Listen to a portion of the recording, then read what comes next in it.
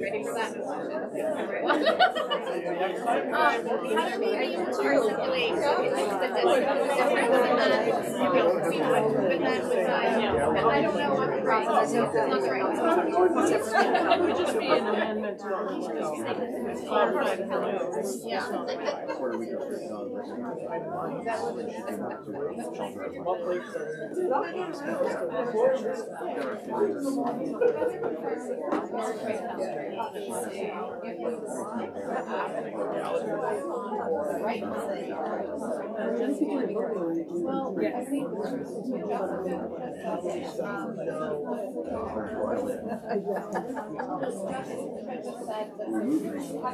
Culture shock.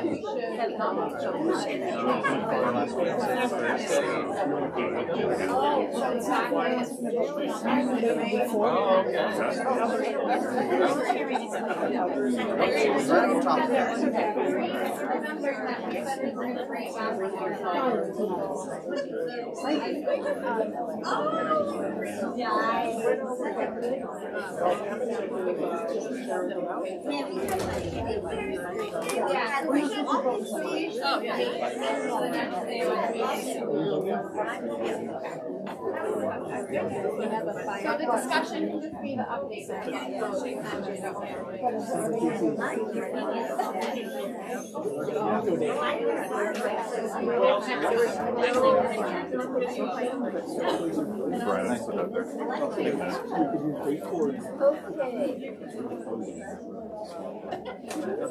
I'll let you get on out of here. I'll see you back here.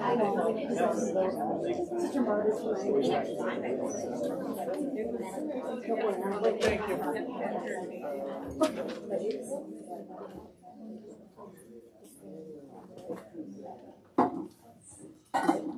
Okay, everyone, let's get started. Well, better late than never, right? So at 6:26, we're going to call the meeting to order. Try to pull up my agenda.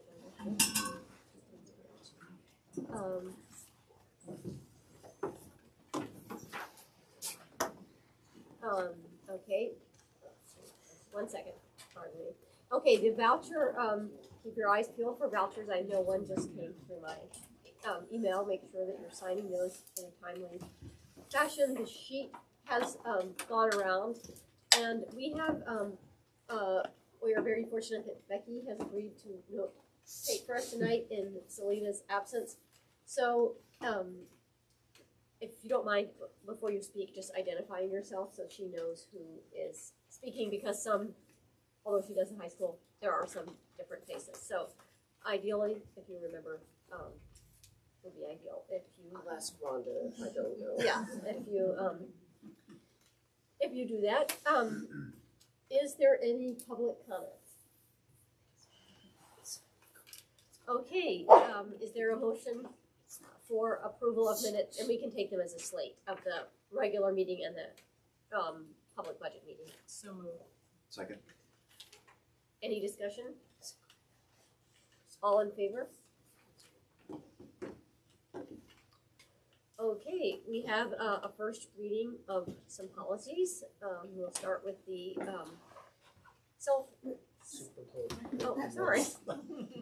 I'm in a really big rush. This is skipping right over mine, sorry. And the directors of teaching and learning. I was like, I know I'm missing something. Go on a month and look what happens. Welcome everybody. I'll start off with just our enrollment. We're at 1,332 minus 2 from last year. Kids are coming in and kids are going out.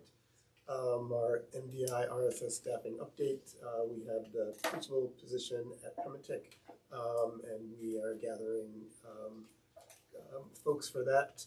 And we still have positions in speech, language at Trenton and Mount Desert, support staff, admin assistant at Pematic, ed techs, bus drivers, a big call out for that, substitute teachers, and school trip drivers.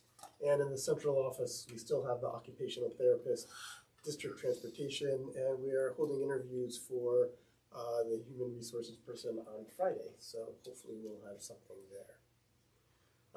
School highlights really quickly.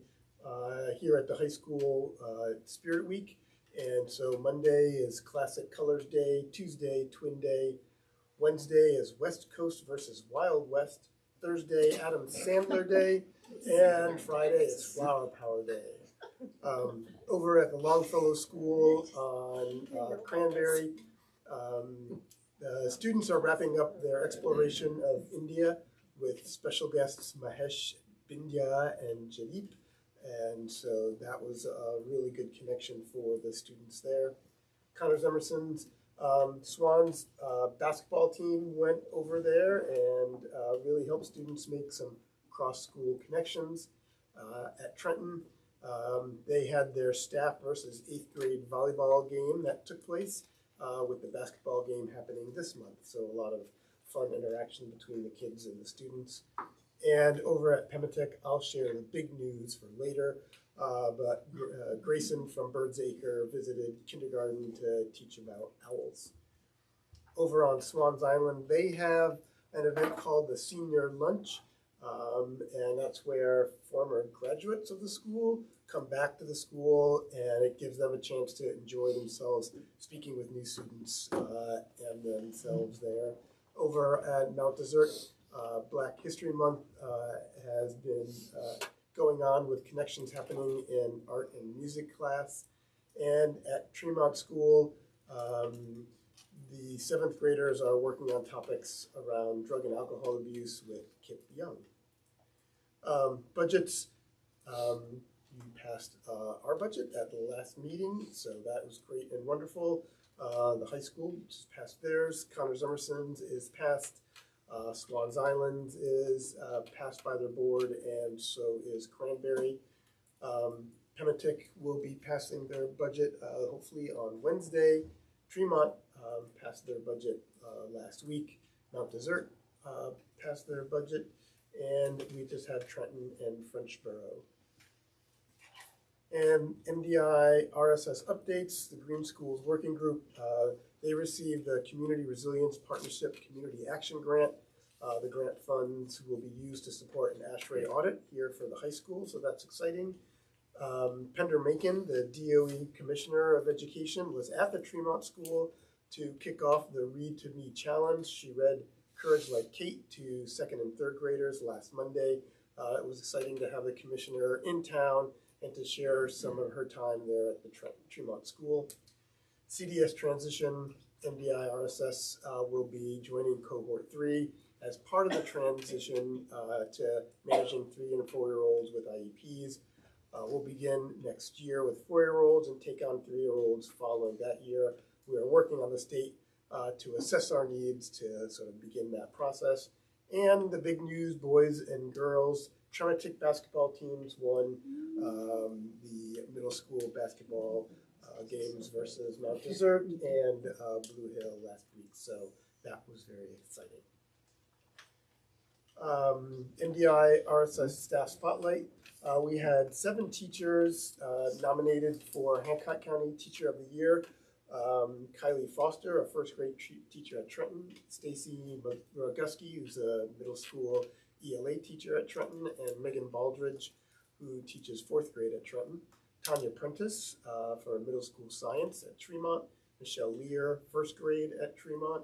Linda Miller for French in Bar Harbor, and Mike Brzezowski at Tech Integration at Pematic. Christian Bro received recognition for his work through the Dick Ordway Lesson Voucher Program. Christian has been working with a Swans Island student and has turned trombone practice into an engaging experience. Stephanie Waite, who's an ed tech at Trenton, I wanted to highlight. She has worked tirelessly in supporting students at Trenton and most recently supporting students fundraising for a trip to Broadway show. And then I wanted to highlight Corlin Emery, our district special education administrator. She has worked incredibly hard at preparing our district for meeting the needs of 4-year-olds and getting our schools ready for this new arrangement in the students we serve. Her work will serve us well as we move forward in this new chapter of schooling in Maine.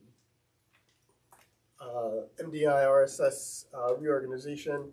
We have a meeting on February 11th at 5:30 to 7. And we are moving into sort of the selling phase of the reorganization effort. We'll be doing some tabling outreach at events to engage with the community around our efforts to becoming an RSU.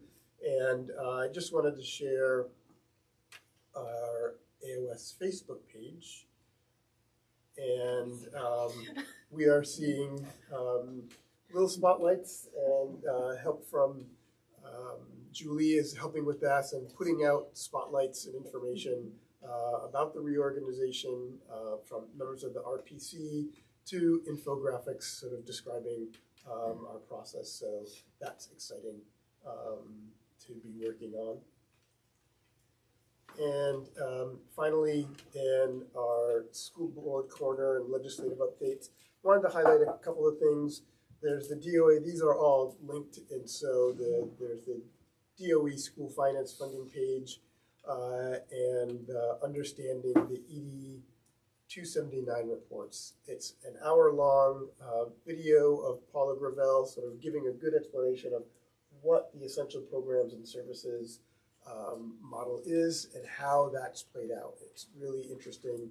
So if it's something you'd like to read, to watch, it's really interesting. I did want to bring also a little heads up to the governor's proposal in the budget, and I can't make that any bigger. But one of the things you'll notice here is that she has put in her budget and implementing a ban on cell phones in schools, and that would provide approximately $700,000 to support districts as part of the governor's proposal.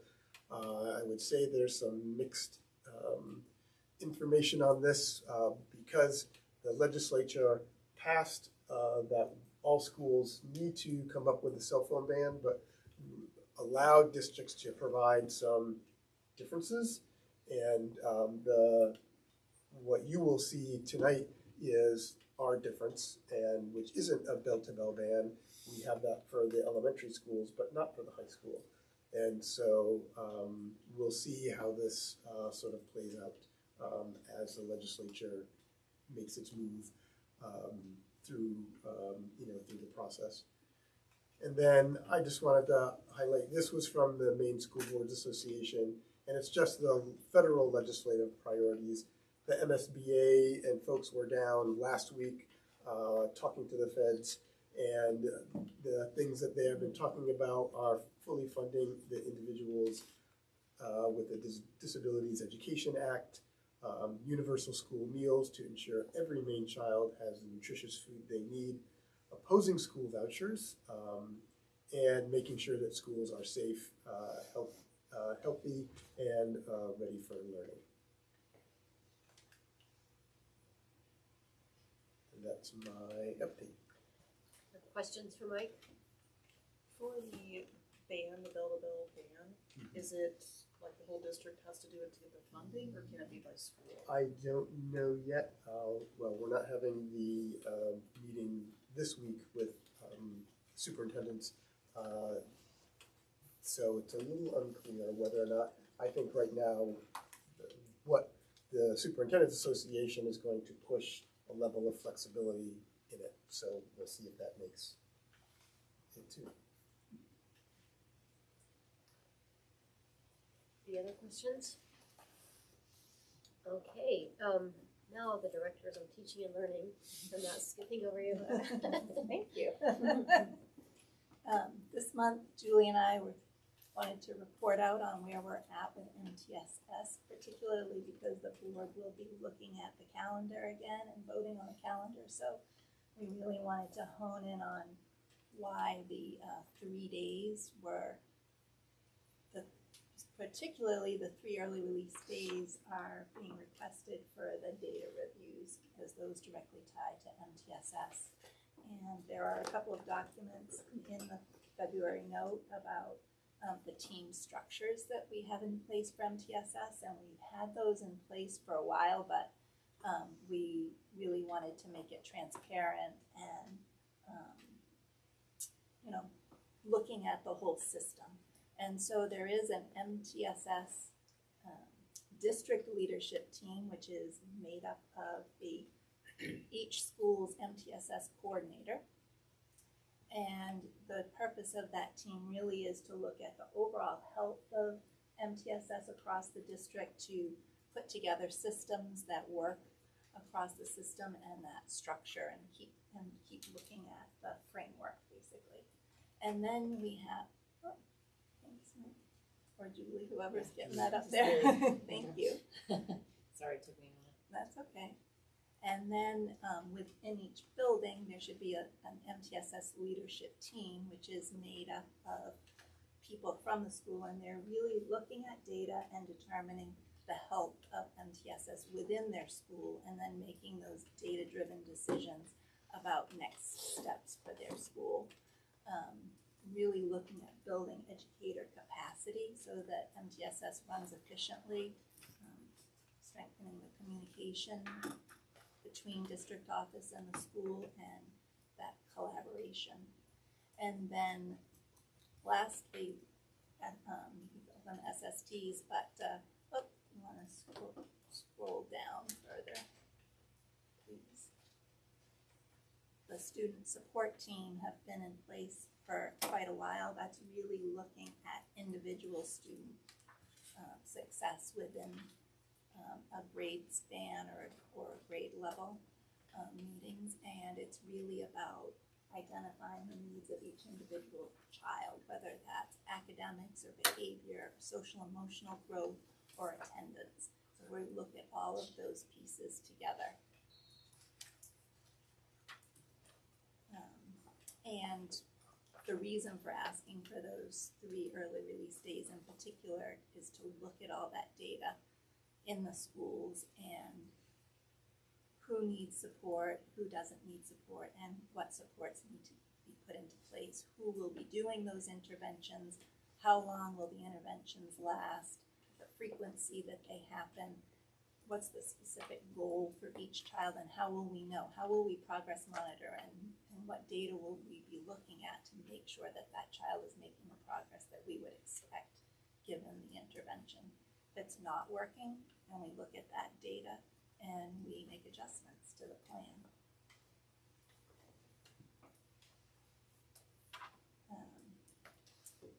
Do you have any questions about MTSS before I Gail. Would you say, first of all, that your implementation phase is similar in all the individual schools, or do you see significant variation in how that's going, A, and B, are you actually in, I guess the first question is, are you in the development phase of this, or are you in the implementation phase of this in terms of it actually touching the lives of students? I'd say we're in the implementation phase. We're past developing, we're implementing, and then looking at data and making adjustments that we need to. Are all schools exactly in the same place? No, because they have different staff available in order to provide interventions. Right? Not all the schools have the same resources.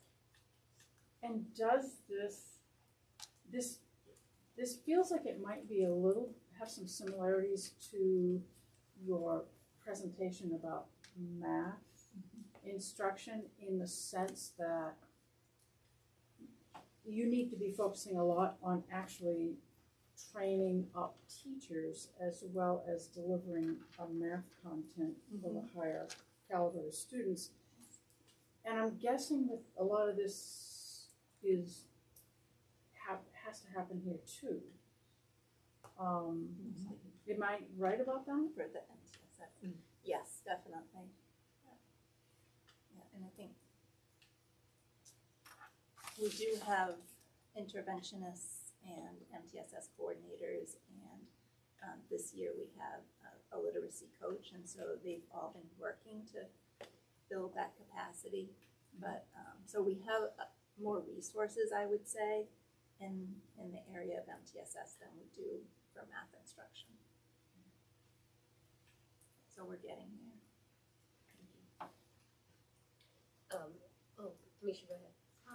I'm just trying to totally follow the different groups that you were talking about, or the different so in going for the example of 3 days, those are the district leadership. I just didn't quite. I feel like I was close to understanding your connection between these groups. Yeah. I didn't quite get it. They're those 3 days are being asked so that schools can look at their own data. So that middle level of the 3 levels, if that's where the The middle activity is. and the bottom. individual, then they can also talk about the individual students. Because they'll start with school-wide and then drill down. Okay, thank you. You're welcome. Are these 3 days something that we'll need to repeat next year and the year after? Or is it something? Yeah, that's an ongoing task. So I have 2 questions. One is in this, data following of students, and I know it, and I don't need to get too far into the weeds, but is there do you feel like there's a good provision to follow students longitudinally over the years? I feel like that's something that, especially for the not for the students who that need them, not for tier, but for your students who are doing okay, or even doing well or doing excellent. Is there a mechanism in here to be sure that this is what happened, to keep track of them, is the trajectory going right? So that's why we purchased Branching Minds. All the students in the district are within Branching Minds, and we can sort and look at who's struggling, who's exceeding expectations and needs support on the other end, who's making progress at the anticipated. And are there, say there's a student who's exceeding and you want to make sure that they're keeping exceeding, is there a person, somebody's got to look in Branching Minds and be like, Mark was in the 80th and now he's in the 90th and or whatever, making sure that we've got the right class for him or the right And that's part of the 3 days of data diving. Right? So would be identifying all of those needs. and then my second, go ahead. So I would just add, it's also we kind of redefined MTSS to incorporate gifted and talented. Right. Where we used to just identify that top 3%, and now we look at the top 20. That's our talent, and that is followed through this branching mind mechanism. We can't really show you the good stuff because it's got names all over it, but we are learning to leverage this tool to help us do that very thing and follow kids over time and make sure we're seeing when there's dips in growth. Yeah. So on the subject of the kids who seem to be doing okay versus kids who need specific intervention, it used to be that you'd hear teachers say, we teach to the middle, right? So you didn't have people teaching to this end and this end. We teach to the middle. So if your kid has, but now it's like we teach to the 20% here and here, and then there are these kids in the middle. And it's always been my concern that every child has their own strengths, their own challenges, and their own interests. And so how do we, within this system, not just let those kids who are doing okay ride, but that they're getting as much individualized attention as possible everybody? I would say part of MTSS is making sure that everyone's needs are being met, not just the 20 and the 20. It's for all students. And that means looking at data, assigning students to different groups, and then seeing, waiting 6 weeks, 8 weeks, looking at collecting more data, looking at that data, and then potentially resorting and making sure that everybody is at that just right fit, so that they're being challenged at their working level.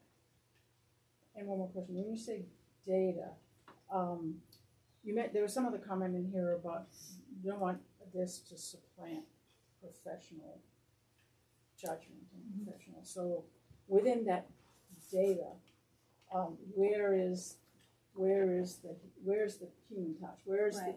There's so many different types of data, right? It's not all test scores. It's, you know, teacher judgment is part of, professional judgment is part of that data.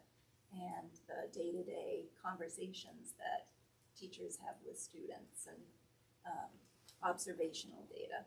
It's not just a test score. I guess I would just comment a little bit about that teacher to the middle concept. I mean, I'm not gonna lie, there's gonna be people who still say it, and we're really trying to disrupt that. But we really, pedagogy has changed, right? High ceiling, low floor, right? So all kids should be able to enter it, and we should all be shooting high. And then we're just creating these tension points of productive struggle, not so much where they're shut down, but so much where they're challenged enough that they're growing and learning. And NWA is a growth measurement, right? So that's kind of shifted our concepts of learning for some time now. Like, we're not just measuring grade level standards performance, but we're also measuring growth, and everybody should be hitting growth targets. So that's not new. Now, do some of us default to the old model? Yes, but that's not the model of instruction we have been supporting for over 10 years now. yeah, I'm talking to you. Yeah. Misha? I guess just following through, does that just hearing more about this, does that mean that are all the teachers engaged in those days then? Is that, so it's across the school level, doesn't matter if you're an MTSS leader, an interventionist, you're part of that day, the 3 days. So I had a tiny question related to that, which is that, as Matt said in his thing, like instructional quality is the key piece here of like, that's where the rubber really always hits the road. And so is there a way that this is also being used, like it can tell us how particular students are doing, but is there a way to also leverage this to help teachers understand how they can improve their instructional, like tying these into professional development so that it can be maximally valuable by helping them improve their instructional quality? Right, so that's what, you know, that district team look at data and say, and Julie and I look at data and say, oh, we should do some PD on this particular topic, right, or this, so that data is informing the professional development that happens. We have, you know, March, we're launching some work with math and having All Learners Network come and work on that because that's an area Specifically fractions. specifically Right, so I could fractions, be in algebra, and I'm struggling, and my underlying problem isn't that I don't understand those concepts of reciprocity. It's I don't have my fractions mastered, right, and that's just playing out into these other spaces.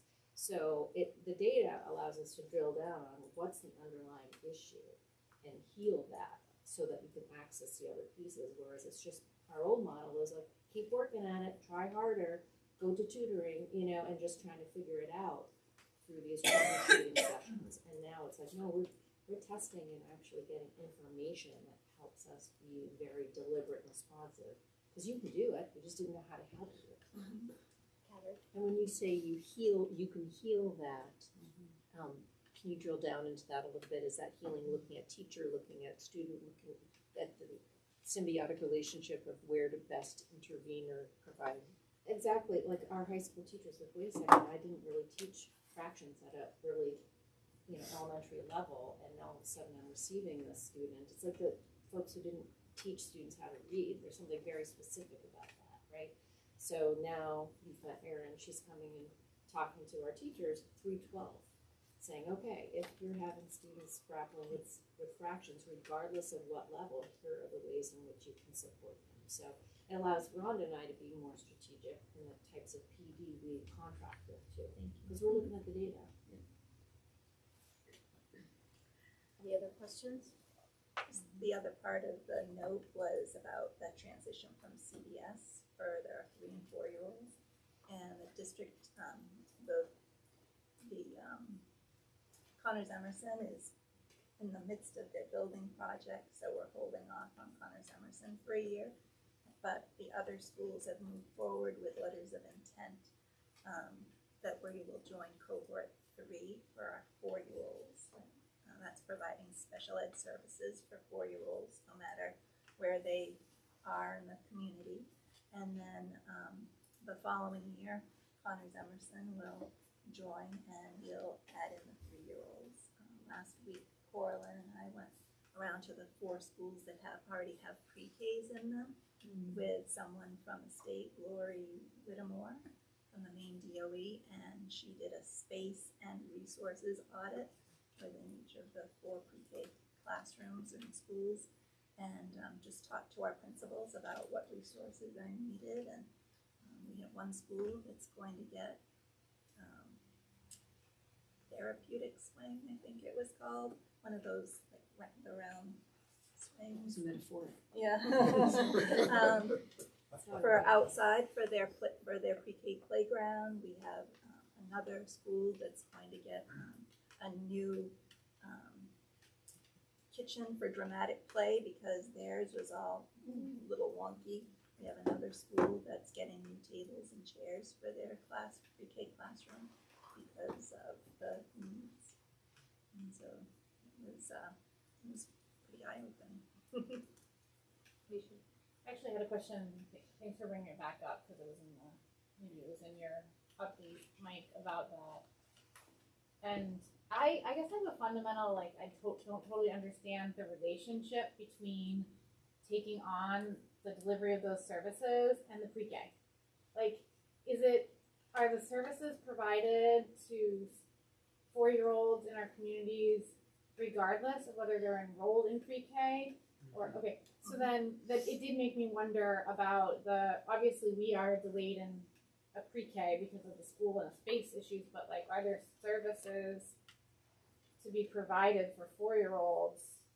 Like, why is it so linked in Bar Harbor to the presence or absence of the pre-K? Does it just mean we're more staffed and able to connect with those people, but they don't literally have to be pre-K students to be served, correct? So by making a decision not to enroll for Bar Harbor, does that mean everyone in Bar Harbor, their plate's pretty full with the building project and the move, and so letting them get through next year, and then they can learn from what the other schools are doing throughout the year next year, and the systems that will need to be set up because there's case management that needs to happen within the building and the services, and it's a bigger population, so it makes sense to wait. And that those kinds of things are happening at the school level is what I'm hearing, regardless of the pre-K presence too. Like that is a thing that's not the district. It's each school is providing those services and providing pre-K and connecting those things. When you have both. Okay. And like ultimately, when 3-year-olds are folded in, none of the 3-year-olds That's what I was getting. None of the 3-year-olds will be attending school. But if a 3-year-old in the community needs speech therapy or something like that, that will be provisioned through the school. Not maybe in some cases at the school or not, but the school will be manage that process. That's super helpful because I was just imagining questions around that. It is linked to the building project, but it's not just linked to the launch of the pre-K. It's linked to more things than time and resources and numbers and Thank you. Anyone else? Okay, now we get to go into the discussion items. I'm just so excited to get to the cell phone policy. The first reading of our cell phone policy, which the policy committee has been meeting about and maybe will or won't change depending on what happens with the governor's budget. But right now, this is what it is. And so the policy is what we call the tiered approach. So that means different approaches for the 2 groupings of grade levels. So we have our students in pre-K through 8, where that is a no personal use with phones during the day. And that matches our current policies of what we're doing with cell phones. And then students grades 9 through 12 have limited use. And then you can see where it's allowed and where it's not. And then the misuse of cell phones and other electronic devices, those are all the typical things that will happen if levels of violation occur. And so we spent 3 meetings kind of going through this and came up with this as what we felt as a pretty mindful version of cell phone use. I would say we heard from students, Yep. we heard from teachers, we heard from administrators, Yep. and you might have to say, but I think our feeling was that the high school has worked really hard to arrive at something that seems to be working well. So to suddenly be like, well, we've got everyone on board with this policy that's working, now let's just implement this bell-to-bell ban because it feels good or something. It feels satisfying or like in line with what somebody said in an article. So like that doesn't feel like a prudent approach when there's been this hard work to arrive at something that, I mean, Ian can it seems to be working very well. Yeah, I would say it is working well. Of course, there are students that misuse phone and they use their phone for the day or a class period, you know, those type of things. But you know, by and large, most students surrender their phones at the beginning of the class into a cell phone case and pick it up at the end of the class. And, you know, like with any policy, there are kids that test that boundary, but I do believe it is working. Matt's shaking his head over there. So, and you know, when something comes up, a teacher alerts us, and we deal with it. So, but it's been very manageable.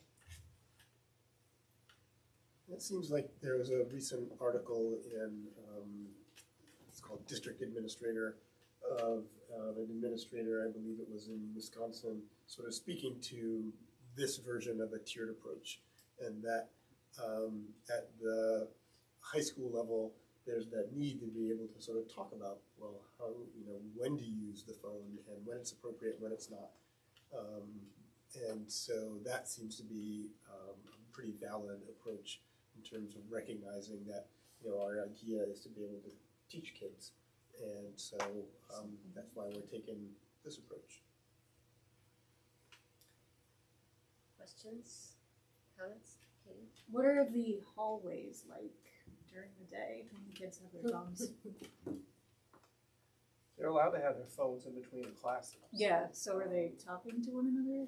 Is there, like, is Are they everybody talking to just one doing another? this? I What's mean, happening? you know, I went to it's school a in the wide, 90s. So and the same thing in the cafeteria is a wide variance. I would say most kids are talking to each other. I mean, sometimes they're using their phones as a talking prompt, but they're communicating. There's other students, I think, always have been that are more, maybe prefer to be a little bit alone during lunchtime for a variety of reasons. I know myself, like when I have lunch as a teacher, I used to want to have it in my room because I needed some alone time just to kind of breathe for a bit. And my guess is that a lot of people are like that, and other people are more social and go down to the teacher's room, the cafeteria, and very much engage. But it's not I don't feel like when I look at the cafeteria, it's like, you know, a bunch of zombies looking at a phone. It's a wide variety of students interacting. So just a few zombies. Well, I mean, we always had kids, and we still have kids today. They'll just sit with a book and they'll read, you know, during whatever time they have, and so on. So I just think you get a wide variety of you know, students' choices and how they do that. We did discuss this quite a bit at the policy committee, and I mean, I'm not in the high school I'm in, but I come here, and I feel like most kids are discussing, but we also did talk about the fact that, like, some people are like me, like they aren't people who want to chat with someone 24/7, and I don't think we should erect that as an expectation. If everyone's not out talking to everybody all the time, then like something's wrong, because some of us are just like not that person, right? And so yeah, I hear what you're saying, but I don't think it's not a case that everyone's just like plugged in and not connecting. I mean, and that's my anecdotal observation. That is definitely not what's happening. Well, I mean, I think it's unfair to say that an introverted person, like, that's clear, right? Yeah. But my worry is that the phone is an addictive substance, really. Right. I mean, it's something that, like, I think that there's probably a lot of experiences that people are losing out on because they're being sucked into their phone. I'm sure that these kids aren't all using Wi-Fi, so the stuff that they're accessing as well on school grounds isn't necessarily, like, there's no control over any of that. So There's also no cell service. if there's no cell service, then they're probably using Wi-Fi. And so Trust me, they're not accessing much. if the Wi-Fi, does the Wi-Fi here have, I'm sure it has It's good. restrictions all over it. Yes. Yeah. Yeah. But regardless, I mean, like, things that are, benign, like Facebook or Instagram or something like that, are still very, dopamine. It just punches you in the face with dopamine all day, and then we're sitting here saying our kids can't handle 80-minute classes, and so it's this. I don't know. I'm not on the committee. Yeah. Thanks for doing the work. That's just my opinion. I guess I would say that we would then get into the conversation that was alluded to about the Wisconsin school is how and when a kid's going to be taught or how to self-regulate.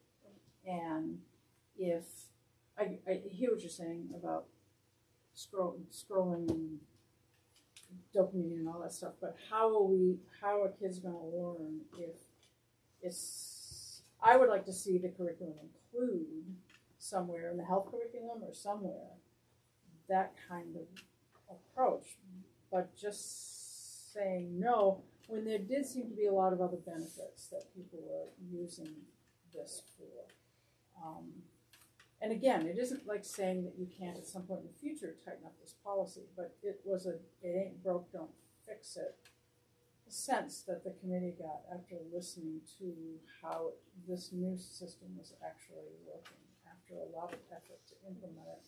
And jumping ahead for a moment, in theory, because the governor's call for a bell-to-bell ban, I'm sorry, but it seems a little bit potentially politically driven.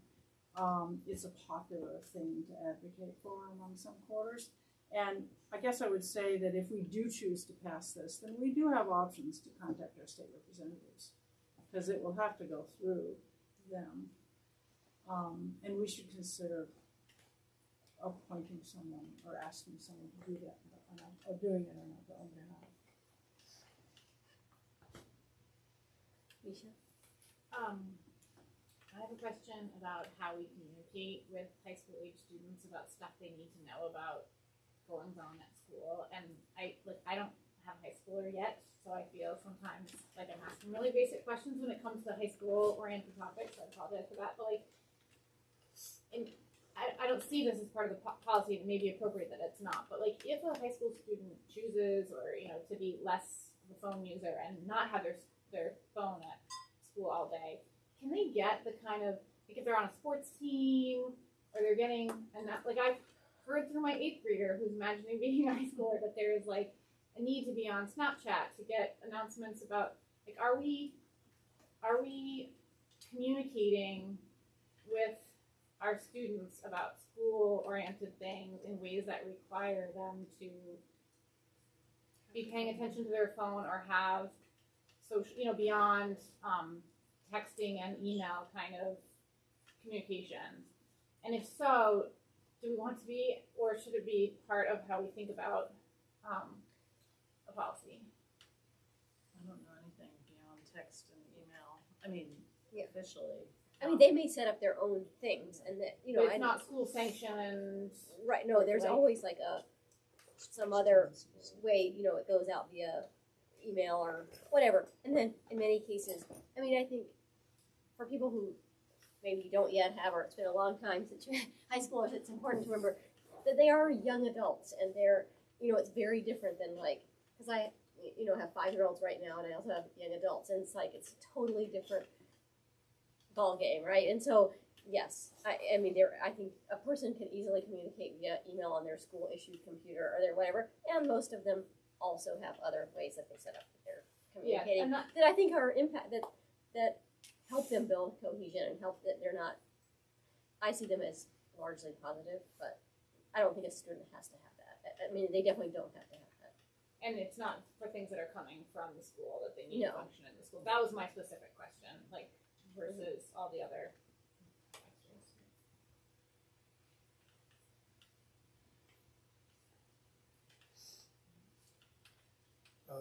The next policy I will hand to Julie. She and Matt spent a lot of time looking at the old Mount Desert Island Regional School System's graduation requirements.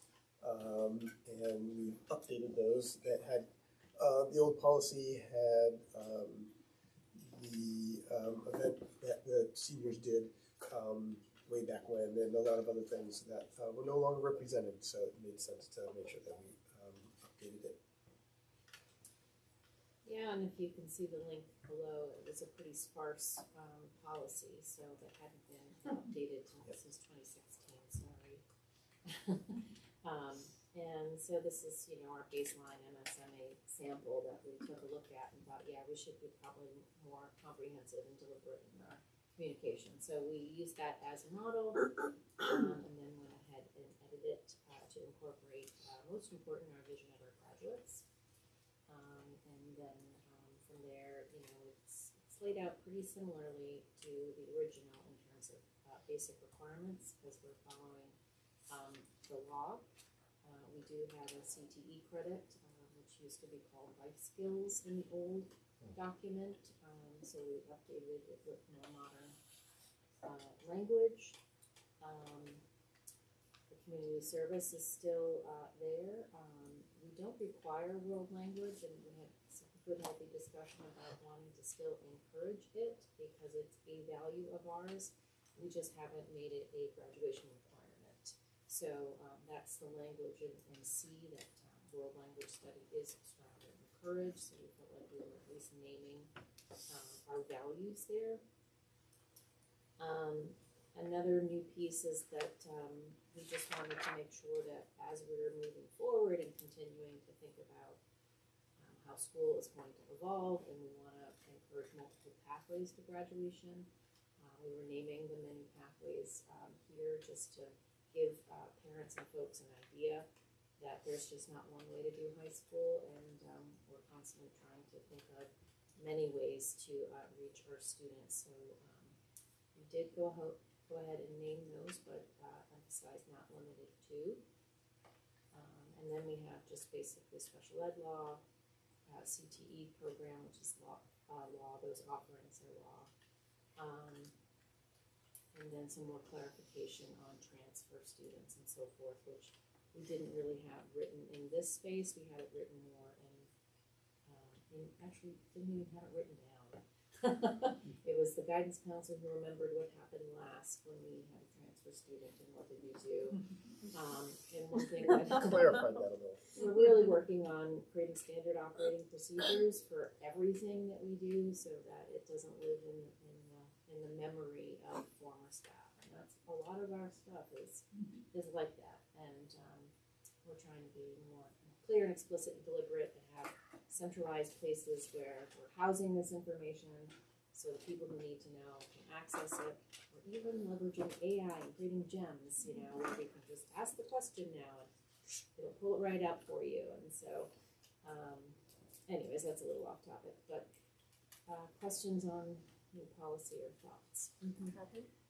How many instructional hours is a credit in, say, math, science versus an elective? I mean, we don't have a number that's high school deemed. I mean, there are In Maine guided, or in? no. Actually, there isn't any, but it was college, yes. I mean, there's the equivalent in college coursework, but not high school. No, it's seat time. It's hours, days. You have to. My understanding was 150 to 180 for English and science and 120 for electives. And Instructional tell me hours where per you're getting credit. that from. Is that college level? It was or high school level. High school level. And can you tell me where you are getting that from?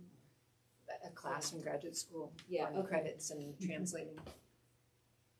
Well, I mean, But I can look that at could be true, and That and we also can was an certainly look age and at that. ages. Yeah.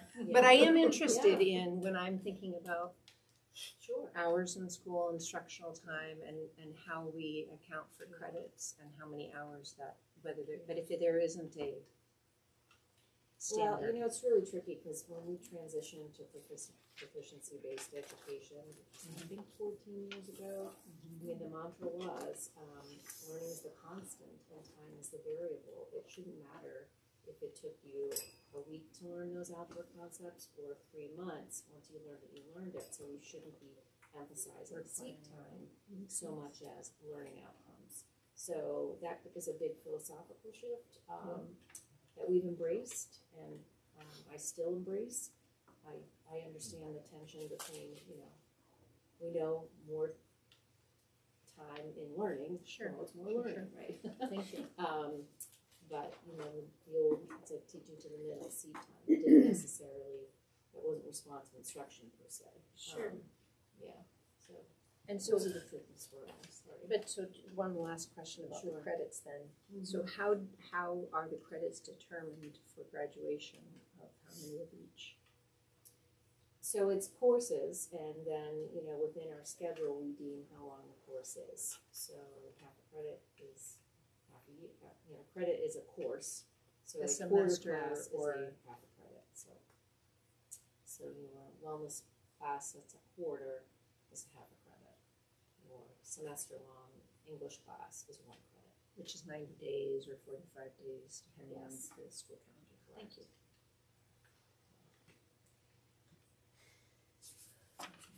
So, other questions?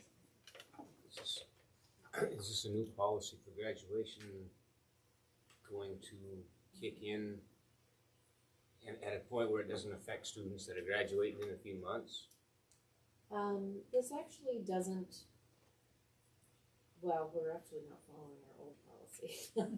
So we're not in compliance with our old policy, so it says you have to do a senior exhibition, and we've just not done that since COVID. So we ourselves are out of compliance with our own policy. But, so in terms of the credits though, this is absolutely consistent with our past policy, so that won't trip anybody up. That would cause riots. Yeah, there's no worry about that. No, and this is minimum. I mean, like I said, we don't require world language. Some schools do. So we follow the state minimum. These will come back for as action items at our next meeting. I actually should clarify, we do require a CTE class and other schools don't, so that is a space we're different. If you have thoughts or questions about these policies, be in touch with Mike or the policy committee prior to the next meeting. The policy committee meets on the third Thursday. Yes. So stay tuned. Our final discussion item is the Bar Harbor school calendar, which we are hopefully voting on the overall calendar, and all of the calendars are voted on at the AOS level, but we are not going to vote on the Bar Harbor calendar because it's unique this year, as people might probably remember, due to the school move-in. But I think Mike and Heather Webster and our Bar Harbor members here are going to share with us what that's looking like. So the one that you got in your packet was the wrong one, but really the only change was the parent-teacher conferences below the month of October that we moved to be between October 15th and October 16th. But other than that, the calendar is pretty much the same. And we had set the snow days would be in May, the first snow day 3 potentially, and then snow day 4 on the 15th. But other than that, and so it comes out to student days at 171 days. For the kids, we have an up to 5 days waiver provided from the Department of Education. This calendar is for 4 days, but if we needed another one, we could use it. And it's 184 teacher days, and so that is represented. So there are 2 days here in January, an AOS PDA day and a teacher day and an AOS PD day. The Bar Harbor teachers will be teaching there.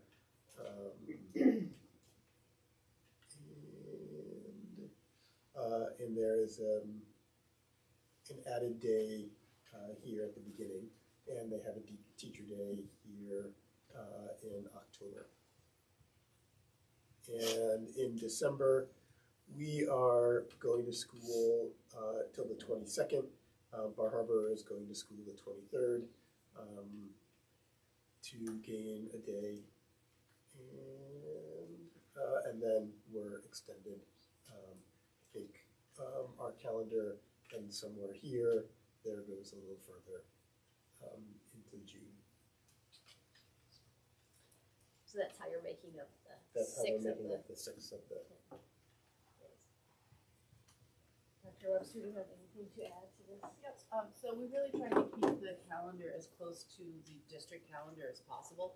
And so we did take the PD day in January and add it to August, which I think is going to be invaluable because we will be learning new procedures and protocols and talking about what the new schedule is going to be like. So we'll start school in our old building with one schedule, and then 6 weeks later when we move into the new building, we'll have a completely different schedule based on the fact that we can have more classes in the cafeteria, so our schedule isn't really built around cafeteria and PE times. And so those times are going to be helpful for teachers to really wrap their head around what that change is going to look like.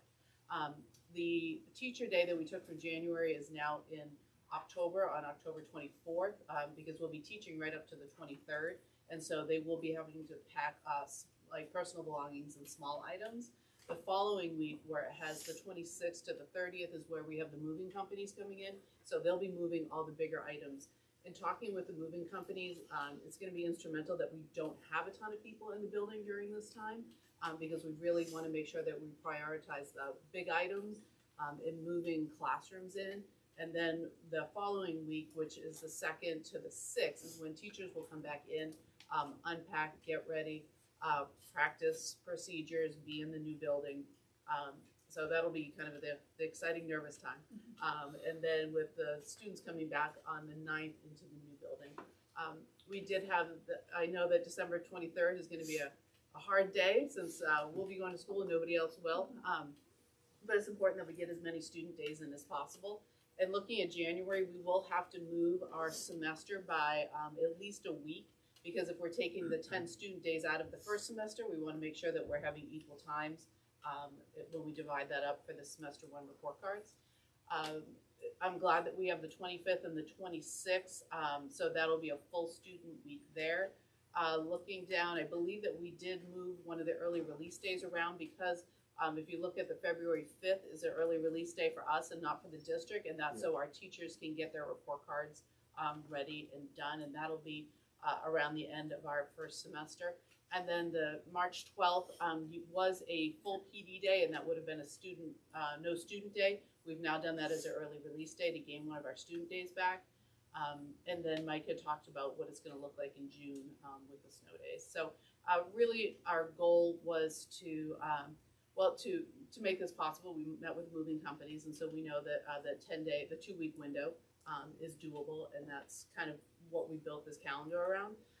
Trying to maintain as many student days as possible and have this calendar kind of reflect with the rest of the AOSs. We didn't want to go into July. We know that when we get down to that 2nd and 3rd week in June, people start thinking about childcare and camps and things like that, and so keeping it as consistent as possible was important for us.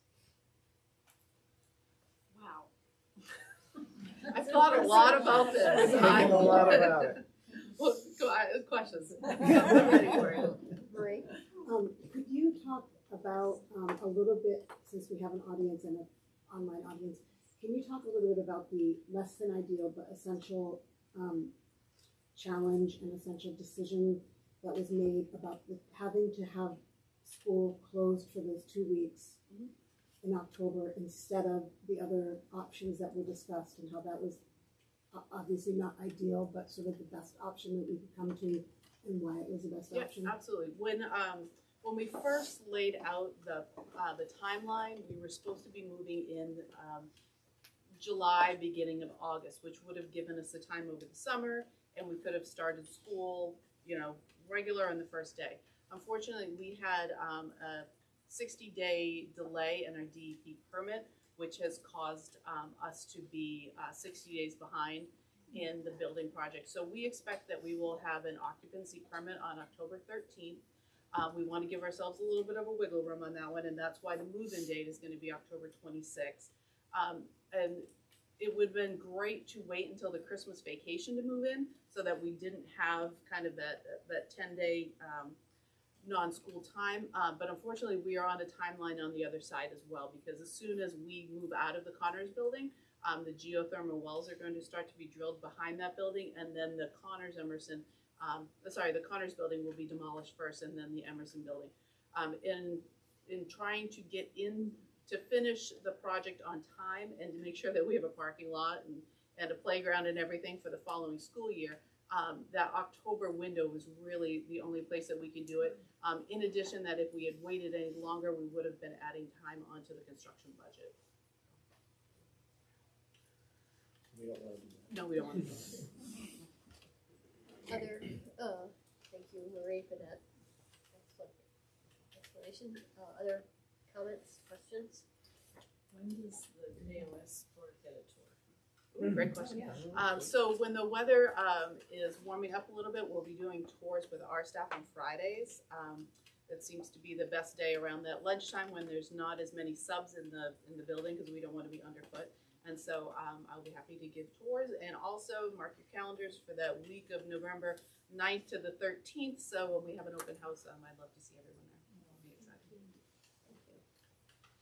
So this will come back to us in March, I think, to vote on once a few more wrinkles are ironed out.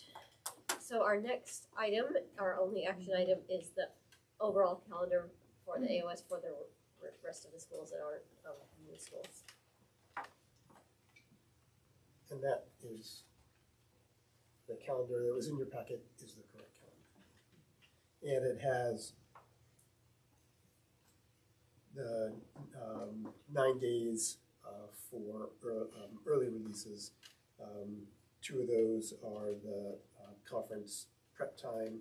There's 3 of the data reviews, and the other ones are local for principals to use. I think the thing to remember is we, once again, review the calendar, and that this calendar was put together by a committee that's been meeting for many months now. And the thing about the calendar is that there's never like a calendar that meets everyone's,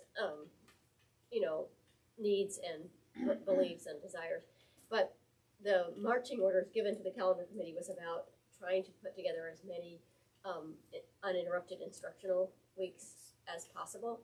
And so I think that the committee did take that charge seriously and looked at all, explored a lot of different ways to do that and a lot of different options. So while no calendar is perfect, I think this is a very thoughtfully created calendar that has tried to check as many important necessary boxes as possible. I move approval of this calendar. Second. Any discussion? Did you have a question? Well, we keep asking for the last senior day to be on here, and I feel like we talked about it last time, but there was also, maybe it's the same. It's not the same. It's not the same. I mean, obviously not the same as the rest of the schools, but Just adding a marking part. it was circled in green, or squared in green. So Katie or Marie moved, and who seconded, please? Gail and I did. Jessica. Sorry.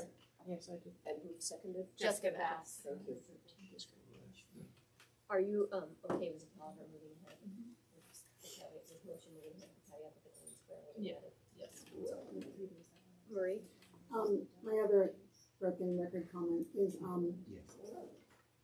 know that we're gonna hear more about the teacher conference day consolidation to one night, whatever, at some point after the next semester.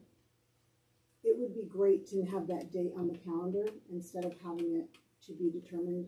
I'll give the grace that it's to be determined because it literally is to be determined this year, but I think that I wonder if that might be one of the challenges. We didn't really find out about when the single day was until it was, you know, it was in a chalk talk, in which sometimes you can miss that. So I'd really advocate again for both the last senior day and the high school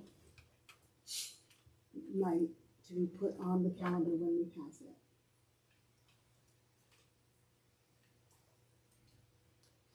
Any other discussion? All in favor? Any opposed? Okay, we have a calendar. Is there any public comment? Any other business? Future agenda items?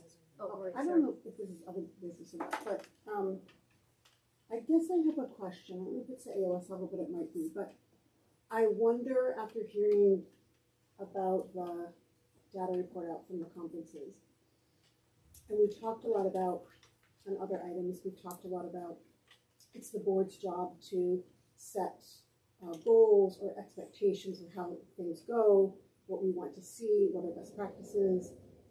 Do we have an idea about what success looks like throughout the district for the goals that teacher conferences are supposed to meet? So, if whatever that is, they're done differently at different schools. Mostly, the biggest difference is between the elementary school and high school.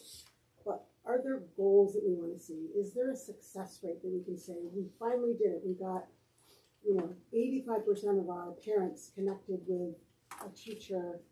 Whatever that metric is.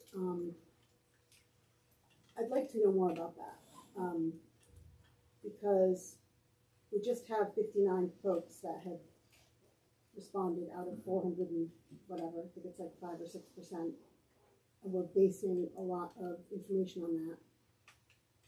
Do we look at it the other way and say what are our expectations for how we want to connect with and communicate with our families, and are we meeting that metric or not? And maybe the metric is maybe it's 50% or maybe it's done in one way or whatever, but it occurs to me we've never really talked about that, and maybe that's what's been itching at me for so long.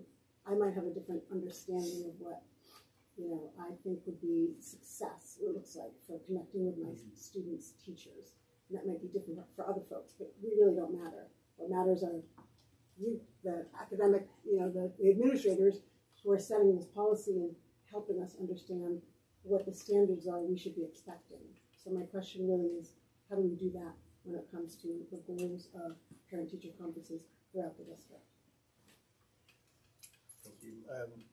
Really, the elementary schools usually hit between either 80 and 97% of their parents coming. Very different structure and to be able to do that. And when you come to the high school, it's a different structure. Now, how you can manage a high rate would be something to take a look at. Great. I agree. So we'll see. Thanks.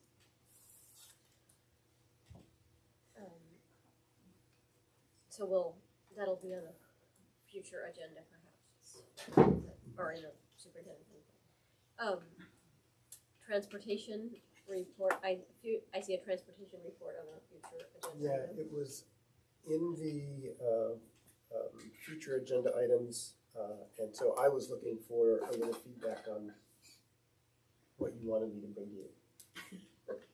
Because it was either like, what about, is it bus routes? Is it, so I was curious, so I can think bring it to you. the thing is, and I'll hold Catherine next, that at least from my perspective, the thing is, we have identified that for many years now that transportation is that there's multiple tiers to it. We are not meeting our current student needs with transportation, even if we didn't change a schedule or we didn't change a thing. Like, we're not able to get every child to school through our transportation system, right? So that's one target that but and then like what can we do so that our transportation, so that we're not, so that it isn't the tail wagging the dog, that it's not like, but that our transportation system, how can we create a transportation system that serves all of our students and works cohesively and isn't redundant, and like what's the, I know like changing our structure would be the most expeditious route to that, but in the meantime, what can we look at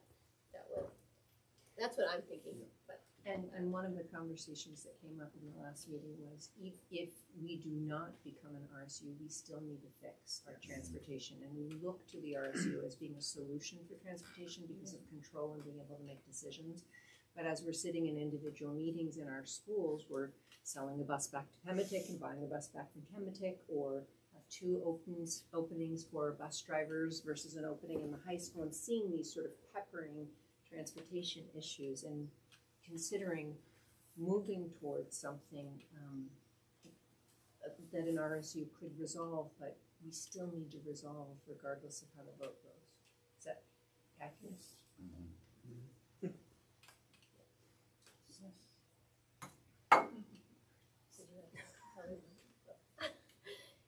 Are there other feedback from Mike on this transportation report? We would like you to come to us with a complete, figure it out, all routes and plenty of drivers. You have a month, Mike. I'll have see your bus to do that. This would be no problem. Marie? You know, no, all joking aside, like we've been asking for this for a long time, and we've seen how it's very, very difficult for multiple reasons. And so maybe not to pull back what our expectations of for your next month's meeting, but like, can you maybe also come to us with like, what are the big stumbling blocks that you're having? Like, we've tasked you and the person before you with doing this for a long time, and everybody is failing at it because there's a bunch of broken stuff. Can you tell us what are the biggest, we might know them, right? But like, can you tell us what is the stumbling block to your success or in creating this? Because I think we'll then have to make some big decisions about ways that we may be able to, or not be able to, help with those stumbling blocks. I think we need to get it out on paper and really see what it is. With the full acknowledgement that a year ago, we were going to talk about an earlier school schedule, and then we lost our transportation director. So keenly aware that you don't have somebody focusing on this the whole year, and that you don't have the resources, and this is not on somebody's top of their plate because that person isn't in the job wanting to support. I would just say as a little pep talk, over the many years, we have in the structure we have now, we have solved many district-wide problems together, and we can do this one. Just as we are right now, we can do this one. We should all sign up to get bus training. No, I don't mean. But just in terms of organizing and problem structuring and problem solving. Yeah, we have, a good piece of that. We can has do one been done. curriculum, we can do one special ed, we can do this, we can do that. Which Yes. didn't always exist, we can do this. This place isn't safe 5 minutes before school starts in the morning with the kids coming in on 2 wheels. I've experienced that a few times. It's like trash. It's like the demolition derby at the fair. Old Mr. Heel would be rolling over in his grave.